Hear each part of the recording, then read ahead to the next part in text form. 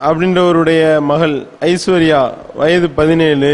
அந்த பெண்மணி ஒரு கல்லூரியில மாணவியா படித்து கொண்டிருக்கக்கூடிய ஒரு பெண். என்ன பண்ணிருக்காங்கன்னா, அந்த ஃபேஸ்புக்ல தன்னுடைய தோழர்கள் மத்தியில சேட்டிங் பண்ணிக்கிட்டு பொழுதுபோக்கிட்டு இருக்கக்கூடிய ஒரு நிலைமை. பத்தாவதுக்கு கையில செல்போன் வேற. செல்போன் இன்டர்நெட் இருந்தா சொல்லவா வேணும். அவங்க இஷ்டத்துக்கு பெற்றோர்களுடைய கவனிப்பு இல்லாமல் ரொம்ப இஷ்டத்துக்கு புகுந்து விளையாடக்கூடிய ஒரு நிலை. அப்ப தன்னுடைய மகள் இந்த அளவுக்கு ஃபேஸ்புக்ல கிறுக்கா ஆகிட்டு இருக்கு அப்படின்றத பார்த்து, இதே நிலைமை நீடிச்சா படிப்புல கவனம் செலுத்தாது அப்படின்றதுனால இனிமே நீ ஃபேஸ்புக் தொடர்பு இந்த மாதிரியான விஷயங்கள் எல்லாம் நீ ஈடுபடக்கூடாது அப்படின்னு சொல்லி கண்டித்திருக்கின்றார்கள். அதை புடுங்கினதுதான் தாமதம். உடனே அந்த மாணவி என்ன செய்யுது, வேகமா வீட்டுக்குள்ள போய் ஒரு ரூம்ல கதவை சாத்திட்டாங்க. என்ன ஆச்சு? அவ்வளவுதான், ஆள் காலி. தற்கொலை பண்றதுக்கு முன்னாடி ஒரு கடிதம். இத்தனை கட்டுப்பாடுகளுக்கு மத்தியில என்னால் வாழ இயலாது அப்படின்னு ஒரு கடிதம் எழுதி வைத்து விட்டு சூசைட் செய்து விட்டார்கள் அப்படின்ற செய்தியை நேத்து நீங்க பத்திரிகை எல்லாம் படித்திருப்பீர்கள். என்ன நிலைமை அப்படின்னா, அதுல அந்த காவல்துறை அதிகாரிடத்துல பேட்டி கேட்கிறாங்க, என்ன இந்த மாதிரி ஆயிட்டு இருக்கேன்னு. யாரையுமே எதுவுமே கண்டிக்க முடியல. ஏதாவது ஒரு தப்புன்னு சொல்லி கண்டிச்சா அதனுடைய விபரீதம் இப்படி வந்துருது, நமக்கே எதுவும் கண்டிக்கிறதுக்கே பயமாக இருக்கின்றது என்று சொல்லக்கூடிய ஒரு பேட்டியும் வெளியிடுகின்றார்கள். இதுல கவனிக்க வேண்டிய பல அம்சங்கள் இருக்கின்றது சகோதரர்களே. அதாவது குழந்தைகளை எப்படி வளர்க்க வேண்டும் என்ற ஒரு முறை இருக்கின்றது. அதை கவனத்தில் கொள்ளாம அப்படி குழந்தைகளை வளர்க்காமல் ஆரம்பத்தில் அவங்களுக்கு உண்டான அனைத்து விதமான சுதந்திரத்தையும் விட்டு விடுவது, வழங்கி விடுவது. எனக்கு என்னாண்டு அவுத்து விட்ட மாடுன்னு சொல்லுவாங்களா இல்லையா, அந்த மாதிரி அலைய விட்டு ஒரு ஸ்டேஜுக்கு மேல போய் ரொம்ப முத்தி பிரச்சனை வெடிக்க போகுது அப்படின்ற மாதிரியான ஒரு நிலைமை வரும் பொழுது அதை இழுத்து பிடிச்சா என்ன ஆகும்? திடீரென்று போடக்கூடிய அந்த சட்ட திட்டங்கள் நல்லா ஃப்ரீயா இத்தனை வருஷமா விட்டீங்களா இல்லையா, இத்தனை வருஷமா கையில செல்போன் கொடுத்தீங்கல்ல, இத்தனை வருஷமா இன்டர்நெட் கனெக்ஷன் கொடுத்தீங்கல்ல, இத்தனை வருஷமா இப்படி நான் ஆட்டம் போட்டேன்ல, என்னைய நீங்க கேட்டீங்களா? இவ்வளவும் நான் என்னைய செய்ய விட்டு இப்ப இன்டர்நெட் பயன்படுத்தாத, செல்போன் பயன்படுத்தாதன்னு புடுங்கினீங்கன்னா, இப்ப நீ ஃபேஸ்புக் பயன்படுத்தாத, சாட்டிங் பண்ணாதன்னு சொல்லி தடுத்தா என்னால எப்படி வாழ்றது? இவ்வளவு கட்டுப்பாடுகளுக்கு மத்தியில் என்னால் வாழ முடியுமா அப்படின்னு சொல்லி சூசைடு பண்ணக்கூடிய ஒரு நிலைமை.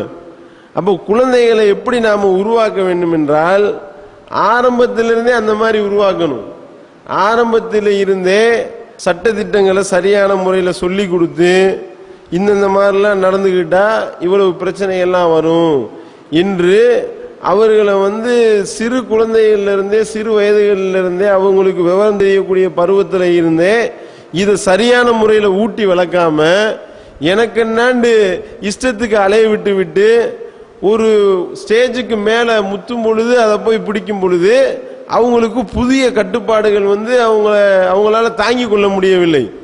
இதுதான் இன்றைய காலகட்டத்தில் இளைஞர்கள் மத்தியில் ஏற்படக்கூடிய பல பிரச்சனைகளுக்கு இதுதான் காரணமாக இருக்கின்றது. இந்த 17 வயசு பெண்மணி தற்கொலை பண்ணிட்டாங்க. தனக்கு போடப்பட்ட கட்டுப்பாடுகளுக்கு அவங்க செவிசாய்க்காமல் தற்கொலை பண்ண நிலைமை. சில மூடர்கள், மூர்க்கத்தனமானவர்களா இருந்தா என்ன நிலைமை, அப்ப அத்தாவது கத்தி எடுத்து போட்டுட்டு ஜெயிலுக்கு போகக்கூடிய நிலைமைக்கு தள்ளுவாங்க. இதுதான் நிலைமையா இருக்கின்றது. பார்த்தோமா இல்லையா? தூத்துக்குடியில 2 வாரத்துக்கு முன்னாடி நடந்த சம்பவம். 3 மாணவர்கள் கல்லூரி முதல்வரை பட்ட பகல்ல வெட்டி சாய்த்து விட்டு இப்ப ஜெயிலில் இருக்கிறாங்க. காரணம் என்ன? என்னமும் மிகப்பெரிய பஞ்சாயத்தா, தகராறா அப்படின்னு நம்ம பார்த்தோம்னா ஒன்றும் கிடையாது. ஏதோ ஒரு பஸ்ல இடம் பிடிக்கிறதுல 3 பேருக்கு மத்தியில சண்டையா, அதுல எழுதக்கூடிய காரணங்களை பாருங்க. இந்த மாதிரி எப்படா நீ இப்படி பண்ண போச்சுன்னு சொல்லிட்டு சஸ்பெண்ட் பண்ணிட்டாரு. காலேஜில இருந்து சஸ்பெண்ட் பண்ணதுக்கு கல்லூரி வாசல்லையே வச்சு முதல்வரை போட்டு தள்ளுறாங்க. எப்படிப்பட்ட நிலைமையா இருக்கின்றது? ஜீரணிக்க முடியல அவனால. சஸ்பெண்ட்னா என்ன, ஒரு வாரம் நீ இதுக்கு வரக்கூடாதுன்னு சொல்லியிருக்காருன்னு வைங்களேன், ஒரு 15 நாள் நீ சஸ்பெண்ட் பண்ண இடைநீக்கம் செய்யறாருன்னு வைங்களேன், இந்த 10 நாள் 15 நாள் இடைநீக்கம் பண்ணத அவனால ஜீரணிக்க முடியல. எப்படி என்னைய வந்து நீ சஸ்பெண்ட் பண்ணலாம், அப்ப நீ உயிரோட இருக்கக்கூடாது இந்த உலகத்துல என்று சொல்லி சராமரியா அவரை வந்து போட்டு வெட்டி கடைசியில பார்த்தா ஏதோ காய்கறி மூடை அள்ளிட்டு வர்ற மாதிரி அவருடைய அந்த பிரேதத்தை தூக்கிட்டு வர்றான், வண்டியில வச்சு தள்ளிட்டு வர்றான். நிலைமையை பாருங்க, எந்த அளவுக்கு நிலைமை மோசமா போய் கொண்டிருக்கின்றதுன்னு பாருங்க. ஏதோ சில பேரை கேலி பண்ணதாகவும் கேலி பண்ணதை கண்டிச்சதாகவும் இன்னொரு இடத்துல எழுதியிருக்கிறாங்க. இதுதான் காரணம்னா அப்ப எப்படி உருவாக்கப்படுகின்றார்கள் மாணவர்கள்? மனநல மருத்துவர்கள்ட்ட போய் கேள்வி கேட்கிறாங்க, இந்த மாதிரிலாம் நடந்துகிட்டு இருக்கே, மாணவர்களை வந்து முதல்வரை கல்லூரி முதல்வரை பட்ட பகல்ல கல்லூரி வாசல்ல வச்சு வெட்டுறாங்களே, இந்த அளவுக்கு நிலைமை போயிட்டு இருக்கே, என்ன செய்யலாம் அப்படின்னு சொல்லி இப்ப கேட்கிறாங்க மனநல மருத்துவர்கள்ட்ட. அவங்க நீதி போதனை கதைகளை அவர்களுக்கு போதிக்க வேண்டும். இந்த கதையெல்லாம் கேட்டுட்டு அவன் அறிவாளை எடுத்து உள்ள வச்சிருவானா? அவனுக்கு ஆரம்பத்திலிருந்தே அவனுக்கு சரியான முறையில் பாடம் நடத்தணும், அவனுக்கு கிளாஸ் நடத்தப்பட்டிருக்கணும். இந்த மாதிரி வந்து சில அவமானங்களை ஏற்பட்டால் அதை தாங்கிக் கொள்ளக்கூடிய மனப்பக்குவத்தை அவர்களுக்கு உருவாக்கி வைத்திருக்க வேண்டும். சில இழப்புகள் ஏற்படும், இழப்புகள் ஏற்பட்டால் அந்த இழப்புகளை எப்படி சமாளிப்பது, எப்படி சரி செய்வது என்பதை சரியான முறையில் அவர்களுக்கு போதிக்கப்பட்டிருக்க வேண்டும். இவன் a+b² இந்த பாடத்தை நீ இப்படி வந்து ஃபார்முலா மட்டும் நடத்திட்டு போற, அவன் வந்து குருட்டாம்போக்கில் அதை மனப்பாடம் பண்ணி அவன் எழுதிட்டு போயிடுறான். அவனுக்கு நிதர்சனமான வாழ்க்கையில என்ன நடக்குது, எப்படி பிரச்சனைகளை எதிர்கொள்வது அவனுக்கு தெரிய மாட்டேங்குது. அப்படி தெரியாதவனுடைய விளைவு அவன் வந்து கத்தி எடுத்துடுறான். இந்த பார்த்தோமா இல்லை, இங்க மண்ணடி இங்க அரண்மனைக்காரன் தெரு முக்கில் என்ன நடந்துச்சு, ஒரு 9ஆம் கிளாஸ் மாணவன் போய் ஒரு டீச்சரை போட்டு தள்ளினானா இல்லையா? என்னடா காரணம் அப்படின்னு கேட்டா, ஒழுங்கா படிக்க சொல்லி சொன்னதுதான் காரணம். வீட்டில் உங்க அம்மா அப்பாவை கூட்டிட்டு வா, நீ ஒழுங்கா படிக்க மாட்டேன்ற, மார்க்கு கம்மியா வாங்குற அப்படின்னா அவன் பேனா எடுக்கிறதுக்கு பதிலாக கத்தி எடுத்துக்கிட்டு இருக்கான். காரணம் என்ன? அவங்களால அதை ஜீரணிக்க முடியல. சிறு வயதிலிருந்து எனக்குன்னா அந்த மாணவனுக்கு டெய்லி 100 ரூபாய்க்கு செலவுக்கு காசு கொடுக்கறது, வண்டியில வந்து இறக்கி விடுறது, இந்த மாதிரி சொகுசாவே வாழ்ந்து விட்டு அவன்கிட்ட போய் நீ பாடம் படி அப்படின்னா, பாடம் படிக்கணுமா, ஹோம்ஒர்க் எழுதணுமா, இந்த எடுக்கிறேன் அப்படின்னு பேனாக்கு பதிலாக கத்தி எடுத்துடுறான். இதுதான் நிலைமையா இருக்கின்றது. அப்போ வந்து நம்மளுடைய குழந்தைகளை எப்படி வளர்க்க வேண்டும் என்றால், ஒரு விஷயத்தை நாம வந்து அந்த கட்டுப்பாடுகளை பொறுத்த வரைக்கும் திடீரென்று போடப்படக்கூடிய கட்டுப்பாடுகள் அவர்களால் சகிக்க முடியாது, அவங்களால ஜீரணிக்கவே முடியாது. ஏன்னா நான் இத்தனை நாள் என்னை விட்டீங்களா இல்லையா, இன்னைக்கே வந்து என்னை இதை கேட்க இதுலயே தான் நிப்பாங்க, வேற எதுவுமே அவனுடைய கண்ணுக்கு தெரியாது. இத்தனை நாள் செய்ய விட்டியா இல்லையா, இப்ப ஏன் செய்ய மறுக்கிற அப்படின்னு சொல்லியே இப்படியே நிப்பாங்க. அது சைக்காலஜிக்கலா உள்ள விஷயமா இருக்கின்றது. அப்ப நம்மளுடைய குழந்தைகளுக்கு இது போன்ற கட்டளைகளை சரியான முறையில் சொல்லித்தரணும், இது ஒரு விஷயம். ரெண்டாவது இதுல கவனிக்க வேண்டிய விஷயம் என்னன்னா, இத்தகைய வன்முறைகளுக்கு காரணமாக அமைவது, இத்தகைய தற்கொலைகளுக்கு தூண்டக்கூடியதாக அமைவது இந்த கேடுகட்ட சினிமா தான். இந்த படங்கள்ல காட்டக்கூடியதை வச்சுதான் ஒரு கதாநாயகன் வருவாரு, கதாநாயகன் வந்து அருவாள் எடுத்து சட சட சட சடன்னு நம்ம இளநி சீவுற மாதிரி தலையை சீவிடுவாரு, சீவிட்டு அருவாளை தூக்கிட்டு அடுத்த பாட்டில் டான்ஸ் ஆட போயிடுவாரு. இதை பார்க்கலாம். அப்போ வந்து நம்ம வந்து இந்த மாதிரி வந்து இளநி சீவுற மாதிரி நம்ம சீவனோம்னா நம்ம ஒரு ஹீரோ அப்படின்னு நினைக்கிறான். அப்ப அதே மாதிரி அவன் வந்து அடுத்து கல்லூரி முதல்வரை போட்டு தள்ளுறான், அடுத்து இவன் போய் அடுத்த படத்துல அடுத்த பாட்டுல டான்ஸ் ஆட முடியுமா, கொண்டு போய் உள்ள வச்சிருவாங்க. இந்த நிதர்சனமான விஷயம் தெரிய மாட்டேனுது. அல்லது இந்த மாதிரி வந்து தன்னுடைய சமுதாயம் நம்மை புறக்கணிக்கிறது, நாம் சமுதாயத்தால் பாதிக்கப்படுகின்றோம், அப்ப என்ன செய்ய வேண்டும், தற்கொலை தான் தீர்வு. படத்துல அப்படிதான் காட்டுறாங்க. ஏதாவது ஒரு சின்ன சின்ன பிரச்சனைக்கெல்லாம் உடனே மாநில குதிக்கிற மாதிரி, ட்ரெயின் முன்னாடி பாயிற மாதிரி எடுத்தோனையும் இவங்களுக்கு அந்த படம் ஞாபகம் வந்துடும். இப்ப இந்த மாதிரி தானே அவங்க செஞ்சாங்க. குதி போ, தூக்கு மாட்டிட்டு சாவு என்று சொல்லி சின்ன இளங்கன்று பயமறியாதுன்னு சொல்லி தந்திருக்காங்களா இல்லையா? அந்த ஸ்பிரிட்ல வந்து ஒன்னும் தெரிய மாட்டேனுது. கொண்டு போய் ரயில் தண்டவாளத்துல தலை வச்சதுக்கு அப்புறம் தான் ஆக அப்ப செத்து போயிருவாங்களா, உயிர் போயிருமான்னு அப்பதான் அவன் நினைக்க விளங்குறான். விளங்குறப்ப அவன் உயிரோடு இருக்க மாட்டான். இது நிலைமையா இருக்கின்றதா இல்லையா? சினிமா அயோக்கியர்கள் இருக்கின்றார்களே, இவங்களும் இதுக்கு முக்கியமான காரணமா இருக்கிறாங்க. இந்த மாதிரியான சினிமாக்களை வந்து நம்மளுடைய குழந்தைகளை பார்க்க ஊக்குவிக்கிறது, நம்மளுடைய குடும்பத்தில் ஒரு வன்முறையாளரை உருவாக்குறோம் அப்படின்றத பெற்றோர்கள் விளங்கி கொள்ள வேண்டும். இது ரெண்டாவது விஷயம். மூணாவது என்னன்னா, ஒரு அவமானம், ஒரு இழப்பு, ஒரு பிரச்சனை தனக்கு ஏற்பட்டால் அதை எப்படி டீல் பண்ணணும்னு அவனுக்கு அதை கிளாஸ் நடத்தணும். இதெல்லாம் வந்து இயற்கை, இதுல அந்த மாதிரிலாம் வரத்தான் செய்யும். சில அவமானங்கள் ஏற்படும், சில இழப்புகள் ஏற்படும். அந்த இழப்புகள் ஏற்பட்டால் நம்ம எப்படி அதை எதிர்கொள்ள வேண்டும். இஸ்லாம் அழகான மனிதர்களுக்கு அழகா கிளாஸ் எடுக்குது பாருங்க. ரசூல் ஸல்லல்லாஹு அலைஹி வஸல்லம் சொல்லி காட்டுறாங்க. ஏதாவது ஒண்ணுமே இல்லை, நமக்கு ஒன்றும் கிடைக்கல அப்படின்ற மாதிரி விரக்தி ஏற்படுதா, இந்த உலகத்தில் ஏற்படக்கூடிய பிரச்சனைகளை பார்த்து நீ உனக்கு மேல உள்ளவனை பார்க்காத, உனக்கு கீழே உள்ளவனை பாரு.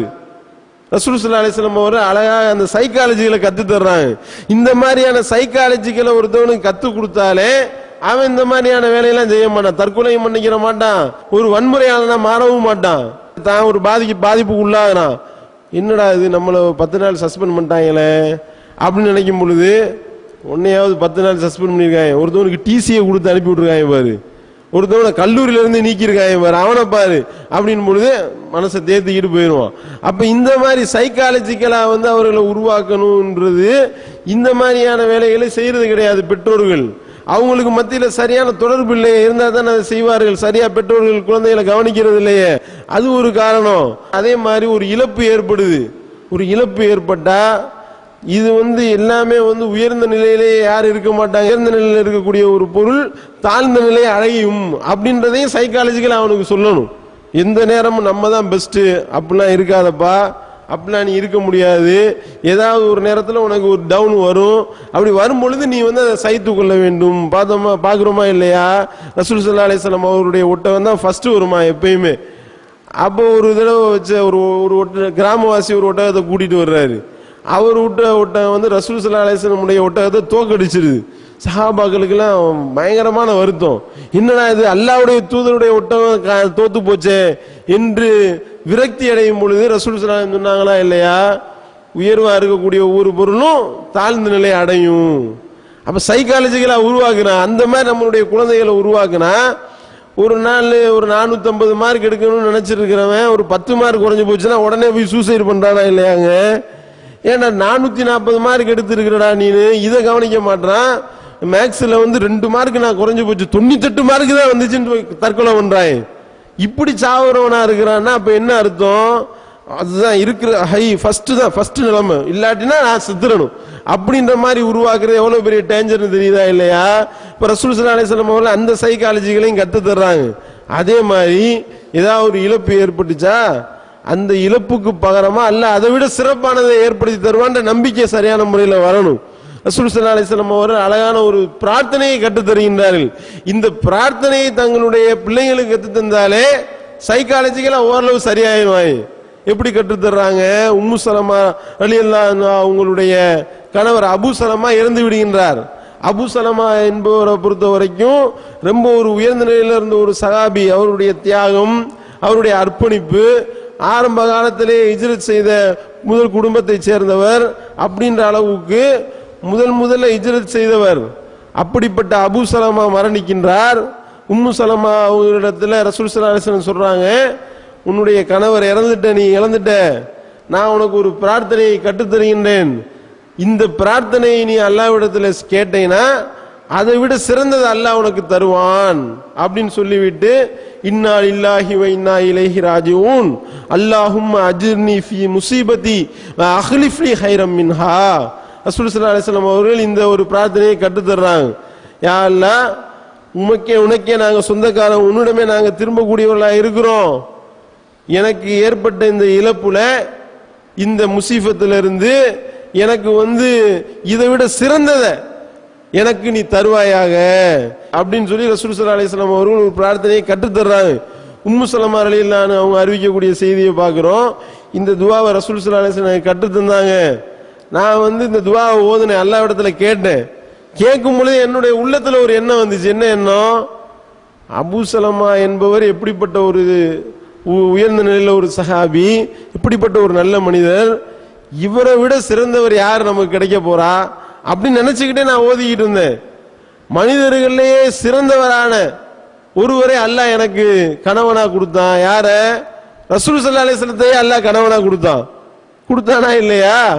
ரசூல் ஸல்லல்லாஹு அலைஹி வஸல்லம் அவர்கள் உம்மு சலமா ரலியல்லாஹு அன்ஹா அவங்களை திருமணம் முடிக்கின்றார்கள், பார்க்கிறோம். அப்ப இப்படி சைக்காலஜிக்கலா உருவாக்கணும். ஏதாவது ஒரு இழப்பு ஏற்படுதா, இதை விட சிறந்ததை நீ இறைவனிடத்துல கேட்டீங்கன்னா இறைவன் இதைவிட சிறப்பானதை உனக்கு தருவான் அப்படின்னு சைக்காலஜிக்கலா உருவாக்கும் பொழுது அவன் இது போன்ற இழப்புகள்லாம் நம்மள ஒரு பிரச்சனை ஏற்படாது. அப்ப நம்மளுடைய குழந்தைகளுக்கு இது போன்ற சைக்காலஜிக்கலான விஷயங்களை அவங்களுக்கு கற்றுக் கொடுப்பதுதான் இந்த மாதிரியான தற்கொலைகள், இப்படி வன்முறைகளில் கொலை பண்றது, இது போன்ற விஷயங்கள்ல இருந்து தீர்வாக அமையும்.